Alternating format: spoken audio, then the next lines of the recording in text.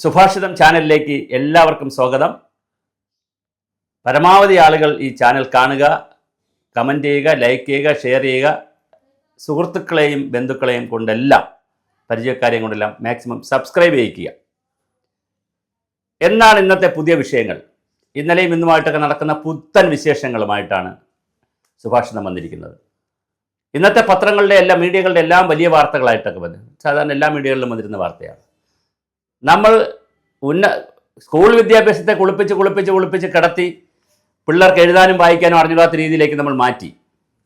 എന്നിട്ട് നമ്മൾ ലോകോത്തരമാണ്, അങ്ങനെയാണ് ഇങ്ങനെയാണെന്നൊക്കെ തള്ളി മറിച്ച് അവസാനം അത് നാക്കും പേക്കും വേണ്ടാത്ത രീതിയിൽ പൊതുവിദ്യാഭ്യാസത്തെ നമ്മൾ കൊണ്ടുതന്ന് തള്ളി. എന്താണ് സംഭവിച്ചത്? സ്വകാര്യ മേഖലയിലും CBSE ICSE സ്കൂളുകളിലേക്കൊക്കെ കുട്ടികളുടെ കടന്നുകയറ്റം ഉണ്ടായി. എന്നാൽ അതിനെ പിടിക്കാൻ വേണ്ടി വീണ്ടും വീണ്ടും പരീക്ഷയ്ക്ക് മാർക്ക് കൂട്ടി കൊടുക്കുക, അങ്ങനെ ഒരുപാട് പരീക്ഷ ലൂസാക്കുക, അങ്ങനെ പഠിക്കാത്ത കുട്ടിയും ജയിക്കുന്ന സ്ഥിതിയിലേക്കൊക്കെ കാര്യങ്ങൾ കൊണ്ടെത്തിക്കുക.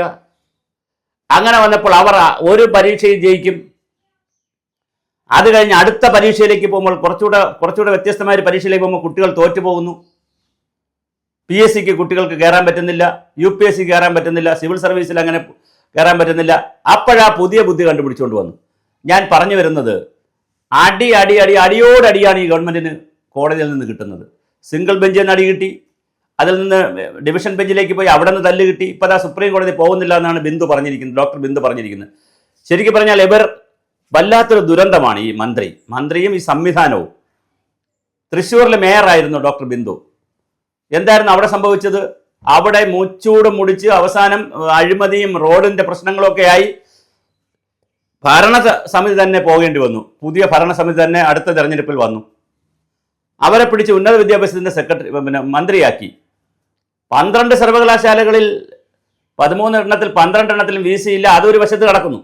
അപ്പോഴാണ് +2 പഠിച്ചിറങ്ങുന്ന കുട്ടികൾക്ക് കീം എന്ന് പറയുന്ന വ്യവസ്ഥയിൽ, അതായത് കേരള എഞ്ചിനീയറിംഗ് മെഡിസിൻ എക്സാമിനേഷൻ്റെ ഇവിടുത്തെ എക്സാമിനേഷനിൽ ആവശ്യമായ തീരുമാനം നടത്തി. 2011 പ്രോസ്പെക്ടസ് വെച്ച് പരീക്ഷ നടത്തുക, അതിൻ്റെ ഫോർമുല വെച്ച് ചെയ്യുക. അത് കഴിഞ്ഞ് കുട്ടികൾ പരീക്ഷ എഴുതി റിസൾട്ട് എടുക്കുന്നതിന് തൊട്ടടുത്ത ദിവസങ്ങളിൽ വേറൊരു പ്രോസ്പെക്ടസ് കൊണ്ടുവരിക, വേറെ കുറേ എഗ്രിമെൻറ്റുകൾ ഉണ്ടാക്കുക, വേറെ ഫോർമുല കൊണ്ടുവരിക.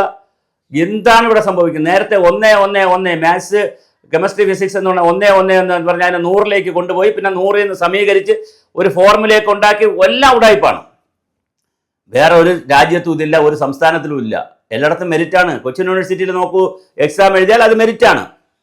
അപ്പോൾ എക്സാം എഴുതിയ കുട്ടികൾ കയറുന്നില്ല എന്ന് CBSE ICSE കുട്ടികൾ ഒരുപാട് കയറുന്നു എന്ന് പറഞ്ഞ് ഒരു സമീകരണം കൊണ്ടുവന്നു 2011.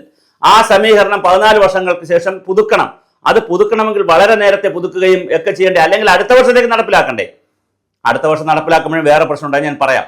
അപ്പോൾ ഇത് ഈ വർഷം തന്നെ നടപ്പിലാക്കരുതെന്നും ഒരുപാട് ഗ്രഹപാഠം ചെയ്യണമെന്ന് വെച്ച കമ്മിറ്റി പറഞ്ഞില്ലേ, 5-3-2 എന്ന് പറഞ്ഞ് വേറൊരു ഫോർമുല കൊണ്ടുവന്നില്ല. ഈ ഫോർമുലകളൊക്കെ ഉണ്ടാക്കി വിദ്യാഭ്യാസം തകർക്കുമ്പോൾ സംഭവിച്ചു കൊണ്ടിരിക്കുന്നത്, ഇത്രയും എഞ്ചിനീയറിംഗ് കോളേജുകൾ നായ്ക്കും പേയ്ക്കും വേണ്ടാതെ എഞ്ചിനീയറിംഗ് കോളേജുകൾ ഒരു കുട്ടികൾക്ക് വേണ്ടാതെ ഒന്നൊന്നായി എഞ്ചിനീയറിംഗ് കോളേജുകൾ പൂട്ടുമ്പോഴും, നമ്മുടെ എല്ലാ പഞ്ചായത്തുകളിലും എഞ്ചിനീയറിംഗ് കോളേജുള്ള രാജ്യത്താണ്, ഒരു സംസ്ഥാനത്താണ് നമ്മൾ താമസിക്കുന്നത്. അവിടെ എഞ്ചിനീയറിംഗ് കോളേജിൽ പഠിക്കാൻ കുട്ടികളില്ലാതെ വരുമ്പോൾ തിരുവനന്തപുരം CETL ഗവൺമെന്റ് എഞ്ചിനീയറിംഗ് കോളേജിൽ കുട്ടികൾ പല ഡിവിഷനുകൾക്കും പല സബ്ജക്റ്റുകൾക്കും സ്ട്രീമിലും ഇല്ല എന്നുള്ള കാര്യം കേരള ഗവൺമെന്റ് അടിയന്തരമായിട്ട് പരിശോധിക്കേണ്ട. ആ സമയത്താണ് 20,000 കുട്ടികൾ 25,000 കുട്ടികൾ വരെ, എന്റെ കണക്കല്ല, ഗവൺമെന്റിന്റെ ഔദ്യോഗിക കണക്കുകളാണ്, 20,000 മുതൽ 25,000 വരെ കുട്ടികൾ ഇപ്പോഴും കർണാടകത്തിലും തമിഴ്നാട്ടിലും മറ്റ് സ്റ്റേറ്റുകളിലൊക്കെ പോയി പഠിക്കുന്ന പുതിയ രൂപത്തിലേക്ക് വന്നിരിക്കുന്നത്. അപ്പോൾ ഇവിടെ ഒരു വശത്ത് കോളേജ് ഒഴിഞ്ഞു കിടക്കുന്നു, കുട്ടികൾ തമിഴ്നാട്ടിലും കർണാടകത്തിലും മറ്റ് സ്റ്റേറ്റുകളിലേക്ക് പോകുന്നു, വിദേശത്ത് പോകുന്ന വേറെ കഥയുണ്ട്, പോകുന്നു. അപ്പോഴാണ് ഇവിടെ സമീകരണ പരിപാടി എന്ന് പറഞ്ഞ് പുതിയ ഉടായ്പുമായി വരുന്നു. 11 ഇത് വച്ചിട്ട് 24-25 അത് മാറ്റാൻ തീരുമാനിക്കുന്നത്, പരീക്ഷ നടത്തിയതിന് ശേഷം അതിൻ്റെ സ്കീം മാറ്റുന്നു, കോടതി എടുത്ത് ദൂരക്കളഞ്ഞു. ഇതെന്ത് ഗവൺമെൻറ്റാണ് ഇത്? ഒരു മന്ത്രി ഉടായ്പ നിയമം എടുത്തുകൊണ്ട് വരും, അത് ക്യാബിനറ്റിൽ കൊണ്ടുവയ്ക്കും. അപ്പോൾ ആ ഒരു മന്ത്രി പോട്ടെ, അവിടെ ചീഫ് സെക്രട്ടറി ഇല്ലേ?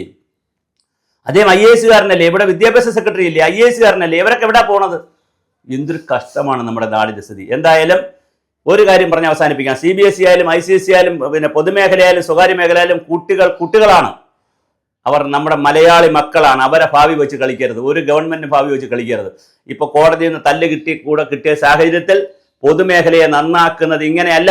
സ്വകാര്യ മേഖലയിൽ ഏത് മേഖലയിൽ പഠിച്ചിറങ്ങുന്ന കുട്ടികൾക്ക് പരസ്പര വിവേചനം നടത്തി ഇപ്പൊ റാങ്കൊക്കെ മാറി കീഴ്മേൽ മറിഞ്ഞില്ലേ? ഇപ്പൊ രണ്ടു കൂട്ടരും ദുഃഖത്തിലായി. നേരത്തെ ഈ ഒരു ഫോർമുല വന്നതുകൊണ്ട്, അശാസ്ത്രീയമായ ഫോർമുല വന്നതുകൊണ്ട് CBSE കുട്ടികൾ കരഞ്ഞു, അവർക്ക് റാങ്ക് കിട്ടിയില്ല എന്ന്. അവരെ കരച്ചിലും കണ്ണീരും കഴിഞ്ഞപ്പോൾ കോടതി ഇടപെട്ട് ലിസ്റ്റ് വീണ്ടും മാറ്റേണ്ടി വന്നപ്പോൾ നേരത്തെ 1ാം റാങ്ക് മുതൽ 7 റാങ്ക് കിട്ടിയ കുട്ടികൾ താഴേക്ക് പോയി, അവരിപ്പോൾ കരയാൻ തുടങ്ങി. അങ്ങനെ ചുരുക്കത്തിൽ നിങ്ങൾ CBSE-കാരെയും കരയിച്ചു, ICSE-കാരെയും കരയിച്ചു, പൊതുമേഖലാ വിദ്യാഭ്യാസക്കാരെയും കരയിച്ചു. ഇതിൽ നിങ്ങൾക്ക് വലിയ ആനന്ദവും സന്തോഷം ഉണ്ടായിരിക്കും.